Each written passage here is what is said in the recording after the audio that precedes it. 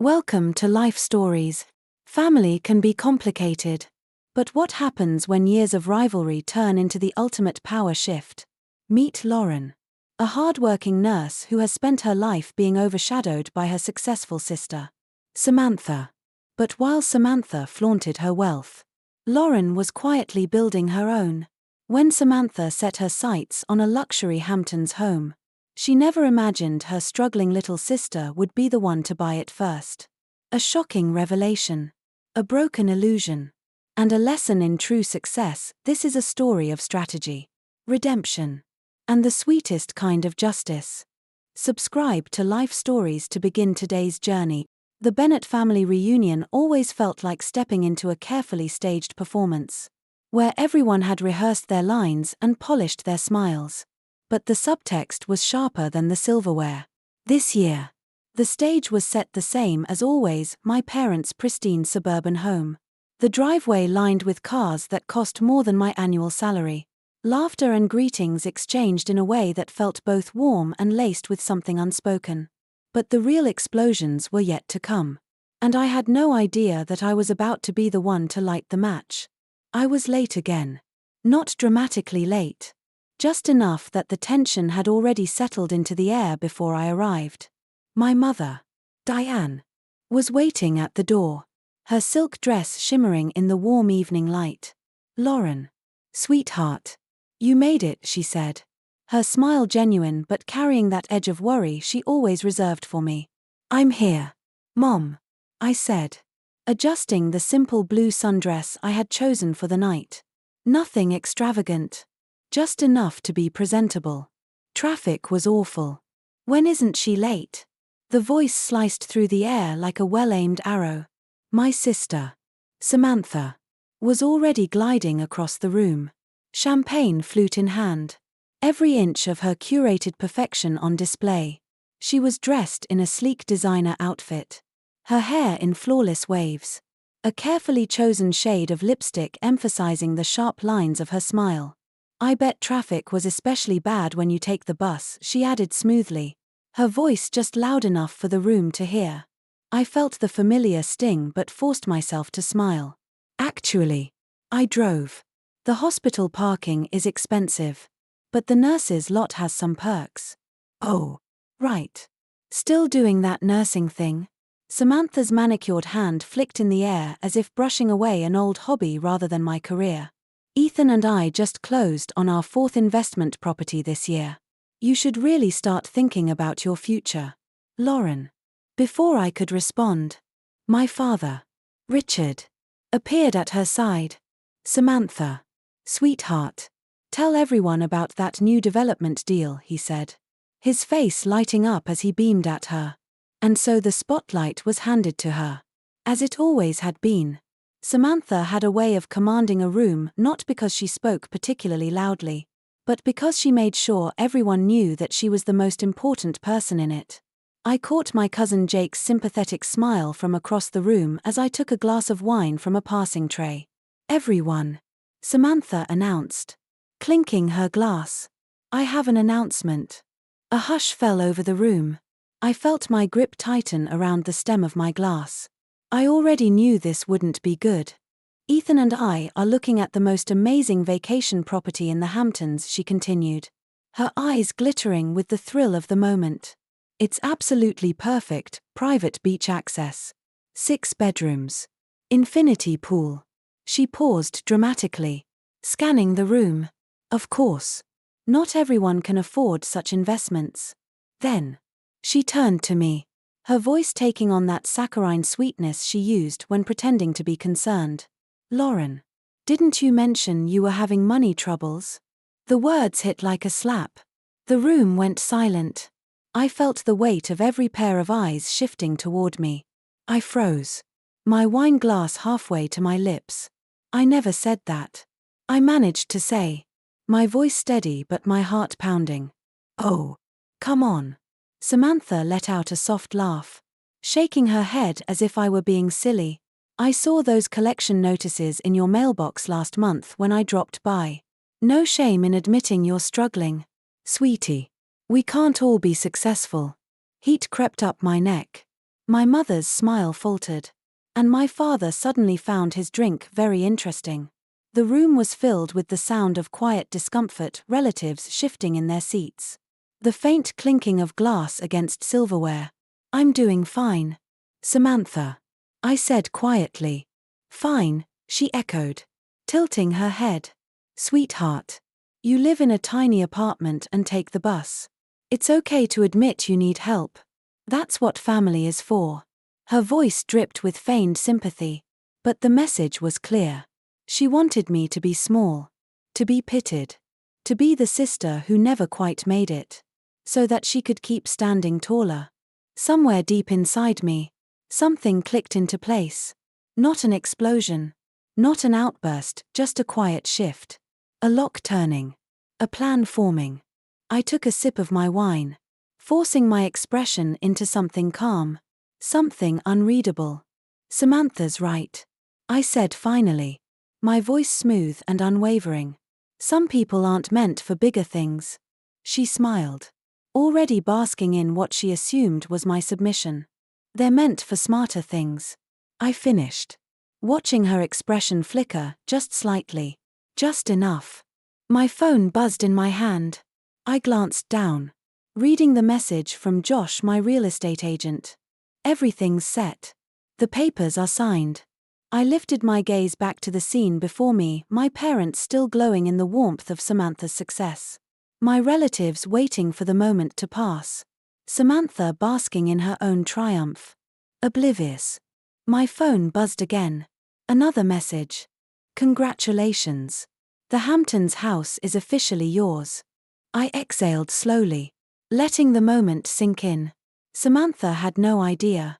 No idea that I had been quietly watching her social media posts for months. No idea that while she had been flaunting her success, I had been building my own, carefully, strategically. No idea that her perfect dream house had just been purchased by the struggling little sister she loved to condescend to. I typed back quickly. "Perfect. Don't let anyone know about the sale yet." Laughter and chatter resumed inside as the party continued. I stepped onto the back porch, letting the cool evening air wash over me. I stayed there for a moment longer, sipping my wine, feeling the weight of the secret I now carried. This wasn't just about proving something to her. This was about rewriting the story, about shifting the power. And if there was one thing I had learned from years of being underestimated, it was this: sometimes, the best revenge isn't served cold. It's served with perfect timing. 3 days had passed since the family reunion, but the high of my secret still clung to me like a second skin. It wasn't just about winning, it was about the way I had done it. Quietly, strategically. While Samantha basked in her own glory, I had been moving pieces into place, ensuring that when the moment came, the board would already be mine. "You're actually insane," Josh said, stirring his coffee as we sat in our usual corner of the hospital cafeteria. "Like, actually, certifiably insane. And I love it." I smirked, taking a sip of my drink. 7 years of night shifts and living below my means had to pay off sometime. "But the Hamptons house?" He leaned forward, grinning. "That's next level petty. Tell me everything." I pulled out my phone, opening the listing photos. 6 bedrooms. Private beach access. The infinity pool Samantha had been raving about on Instagram for months. "The same one she's been posting about," I said, swiping through the pictures. Josh nearly choked on his coffee. "And she doesn't know?" I shook my head. "Not yet. The seller's agent is keeping it quiet at my request. She still thinks she's getting it." A buzz interrupted our conversation. I glanced at my phone, a text from Jake.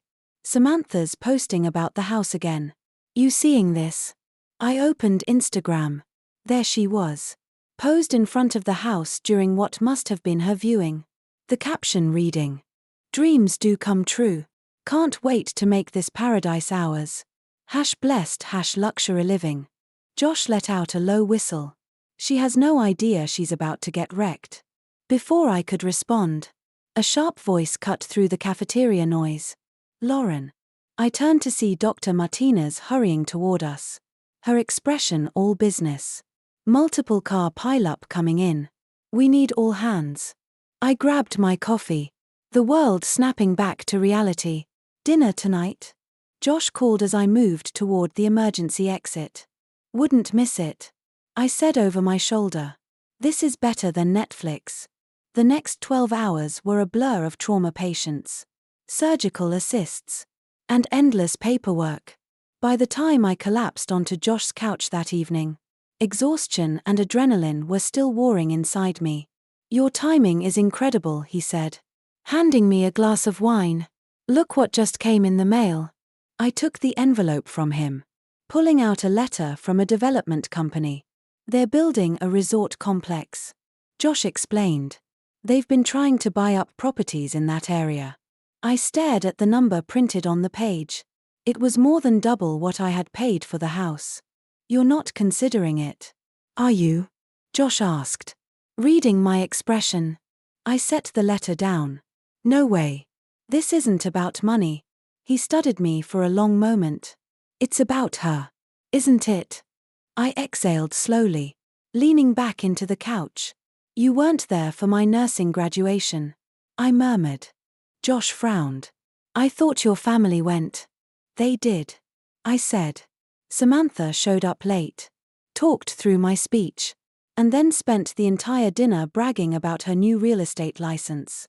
When I mentioned I graduated top of my class, she laughed and said, That's cute. But let's talk about real achievements. Josh winced.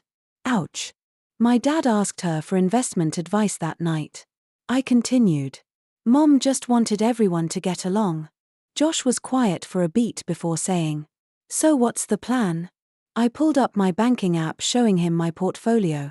Years of careful saving and investing had built something far more substantial than anyone had assumed. Nobody ever asked how I could afford to live alone in the city on a nurse's salary, I said. They just assumed I was struggling because that's what Samantha told them to think. Josh let out a slow breath. And now? I smirked, pulling up the property documents on my phone. The closing papers should be finalized by Friday. His grin widened. Just in time for her big announcement. I nodded. Just in time. The weight of anticipation was thick in the air as I pulled up to Samantha's house on Saturday evening. Her McMansion stood like a monument to everything she wanted the world to believe about her life: sleek, modern, and impossibly curated. The driveway was lined with expensive cars. Laughter spilled from inside. And for a brief moment, I wondered if I should feel guilty about what was about to happen. I didn't. Jake was just stepping out of his car as I arrived. Perfect timing, he muttered, falling into step beside me. You ready for whatever this is? I clutched my purse, feeling the crisp edges of the property documents inside. More ready than she is. Samantha's house was a shrine to her success. Chrome and white surfaces gleamed under expensive lighting. Perfectly framed family photos lined the walls, each one carefully chosen to show her best angles. It felt like stepping onto a luxury magazine spread rather than a home. Lauren. Ethan greeted me warmly, his usual easygoing self. Samantha's in the kitchen. She's been cooking all day. Jake snorted under his breath as we walked through. She cooks now? I leaned closer. She orders in and transfers everything onto her own dishes. Always has. Sure enough. The kitchen was a flurry of last-minute plating. Samantha arranging takeout onto pristine serving platters. My mother, Diane, was dutifully emptying bags from an upscale catering service. Poorly hidden in the trash. Lauren. You came. Samantha's smile was dazzling, but her eyes betrayed the forced enthusiasm. I was just telling Mom about the amazing news. Can't wait to hear it, I said, accepting a glass of wine from Ethan. Oh, you're going to love it. It's life-changing, she said, straightening a platter of appetizers. Like some people, I believe in growing and advancing. My mother shot me an apologetic look. The doorbell rang again. My father, Richard, entered with Josh in tow. I had invited him for moral support, knowing I might need it. Samantha's eyebrows lifted slightly at his presence. Still hanging out with hospital people? Still pretending you cook? I countered quietly, nodding toward the hidden takeout bags. Her eyes narrowed. But before she could respond, Ethan called everyone to the dining room. Before we ate, Samantha stood at the head of the table, gripping Ethan's hand dramatically. I have amazing news to share, she announced. As you all know, we've been looking at the most gorgeous property in the Hamptons. Josh squeezed my knee under the table, and after some very exclusive negotiations, Samantha continued, we are absolutely thrilled to announce. Actually, Ethan interrupted, frowning at his phone. Honey, I just got an email from our agent. Samantha barely glanced at him. Not now, sweetie. As I was saying, the house sold to someone else, Ethan said, his voice cutting through the room. Silence fell like a heavy curtain. Samantha's smile froze. What? It sold 2 days ago, he said, still reading the email. The agent says the new owner wants to remain anonymous for now. A sharp flush spread across her face. That's impossible. Check again. We had an agreement. Ethan shook his head. Samantha, we never made an offer. You said they promised to hold it for us. I took a slow sip of wine, watching as the cracks in her perfect facade deepened. My father cleared his throat, clearly trying to salvage the moment. Well, sweetheart, there will be other properties. No. Samantha slammed her hand on the table, making the plates rattle. That was our house. My house. I already told everyone. She stopped, her gaze snapping to me. Why aren't you more upset about this? I raised a brow. Why would I be?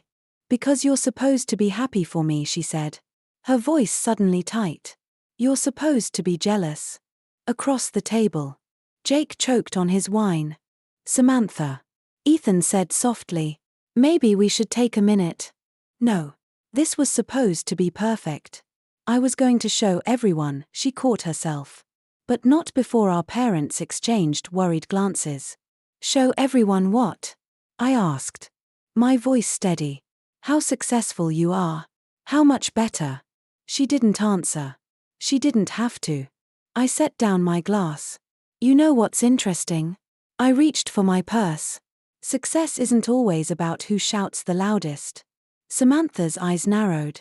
What's that supposed to mean? I pulled out my phone, sliding it across the table.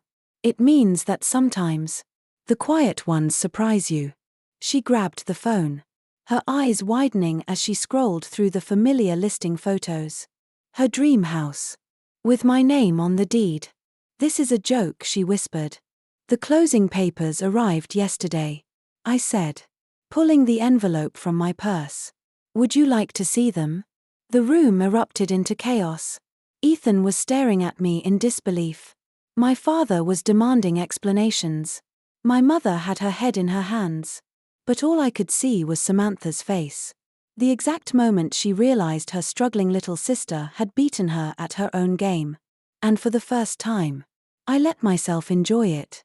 Samantha's face had gone pale, her hand trembling as she clutched my phone. She scrolled through the listing photos as if willing them to change, to show her name instead of mine. I could see the exact moment realization sank in. The shift from disbelief to horror. Her mouth opened, then closed. This isn't possible, she finally whispered, her voice raw. Ethan leaned over her shoulder, reading the documents. These are legitimate, he murmured, his expression unreadable. She really bought it. My father was still struggling to form words. Lauren, how long have you been planning this? I leaned back in my chair, folding my hands neatly in my lap. Planning? I just saw an investment opportunity and took it. Isn't that what you always praised Samantha for doing? Samantha looked up at me, and for the first time in my life, there was no trace of superiority in her eyes, just sheer, burning anger. You did this to spite me, she said, her voice shaking. I tilted my head. Did I? Or did you just assume that no one else could achieve what you wanted? The silence in the room was suffocating. My mother, Diane, finally spoke. Her voice weak. Girls, please, let's not fight. We're not fighting. Mom, I said smoothly, taking another sip of my wine. We're having a business discussion. Isn't that right, Samantha? She didn't answer, but her eyes stayed locked on mine, her breathing heavy. Then she turned to Ethan, her voice desperate. Call our lawyer. There has to be a way to contest this. Ethan shifted uncomfortably, rubbing his jaw. Samantha, we never even made an offer. We don't have any legal grounds. Then make some, she snapped. No, I said quietly, but firmly. It's my house. And I think you're having trouble with that because you never thought I could be competition. The words hit their mark. Samantha recoiled slightly, as if I had physically struck her. My father exhaled heavily, rubbing his forehead. There will be other houses. Sweetheart, he tried again. Samantha's expression darkened. No, Dad. That was the house. My house. I already told everyone we were buying it. A bitter laugh escaped my lips. And that's what this is really about. Isn't it? Not the house itself, but the image of owning it. The way it made you look in front of everyone. Samantha's hands clenched into fists. You don't understand. Oh, I understand perfectly. I set down my glass, my voice unwavering. Every time I made an accomplishment, you found a way to minimize it. When I graduated at the top of my class, you called it cute. When I got promoted to head trauma nurse, you told everyone I was playing doctor. When I moved into my own place, you said it was a tiny apartment in a sketchy neighborhood. You built your entire identity around being better than me. And now, you can't handle the fact that maybe you never were. Ethan ran a hand through his hair. Samantha, we need to talk. Now. About what? She snapped. About the credit card statements I found. About the real reason we couldn't make an offer on the house. The color drained from her face. Ethan. Not now. Yes. Now, he said, his voice sharper than I had ever heard it. He turned to the rest of us, sighing heavily. I'm sorry. Everyone. We need a minute. They disappeared into the kitchen. But their voices weren't exactly private. Even from the dining room, I could hear the tension, the anger, the sheer panic in Samantha's tone as she tried to explain away what I already suspected. I stood, gathering my purse. I should go. I have contractors meeting me at my new house tomorrow morning. Lauren, my father called suddenly, his voice rough. Wait. I paused. He hesitated, looking down at his plate, then up at me. I'm sorry. For what? I asked, keeping my voice neutral. His throat bobbed as he swallowed hard. For not paying more attention. For not seeing what you were building while Samantha was just talking about building something. I held his gaze for a long moment, then nodded once. Good night, Dad. As I walked toward the door, Samantha's voice rose from the kitchen. I was going to pay it back. $60,000 in secret credit card debt? Ethan shot back. When were you planning to tell me? My mother's hands flew to her mouth in horror. Jake let out a low whistle. Josh stood, stretching. And that is our cue to leave. As we stepped outside, the crisp night air felt like a cleanse. Jake caught up to me in the driveway, shaking his head in disbelief. That, he said, was the most amazing thing I have ever seen. I exhaled, looking back at the house. From the windows, I could still see my family inside, my mother close to tears, my father deep in thought, Samantha unraveling before everyone's eyes. It's not over, I murmured. Jake raised a brow. What do you mean? I pulled out my car keys, allowing myself the smallest, most private of smiles. The contractors aren't just doing renovations tomorrow, I said, unlocking my car. They're doing an assessment for the resort development company. Josh's eyes widened. You're not. Like I said. I interrupted, sliding into the driver's seat. I learned from the best. I closed the door, started the engine, and pulled away, leaving behind a house full of broken illusions. Because sometimes, the biggest deals happen in stages. 2 weeks later, I stood on the private deck of my Hamptons home, watching the waves roll in. The renovations were nearly complete. And soon, the family trust would officially take ownership. Samantha had finally agreed to financial counseling. And for the first time, she was learning what real success looked like, building something solid instead of just showing off. My father had apologized again. This time with real sincerity. My mother had stopped trying to smooth things over and had started listening. Even Ethan had begun putting his life back together, separate from the chaos Samantha had created. Success isn't about proving people wrong. It's about proving yourself right. As I raised my coffee to the ocean, I let myself breathe in the victory, not one of revenge, but of redemption. Sometimes, the best revenge is simply thriving. Subscribe to Life Stories for more incredible videos.